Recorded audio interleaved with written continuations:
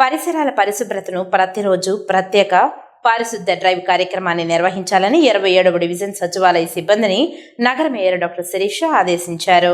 తిరుపతి నగరపాలక సంస్థ కార్యాలయంలో సోమవారం మేయర్ ఛాంబర్ నందు వార్డు సచివాలయ సిబ్బందితో మేయర్ సమీక్ష నిర్వహించారు.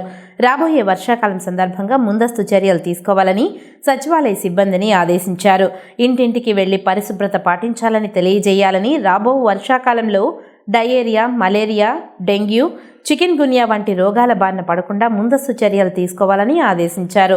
పెద్ద కాలువలు, చిన్న కాలువలు తరచూ శుభ్రం చేయించాలని, ఇంటి సమీపంలో నీరు నిల్వ ఉండకుండా చూడాలని, దోమలు వ్యాపించకుండా దోమల మందు స్ప్రే చేయించాలని, అలాగే ప్రతిరోజు ప్రత్యేక పారిశుద్ధ డ్రైవ్ కార్యక్రమాన్ని నిర్వహించాలని తెలిపారు.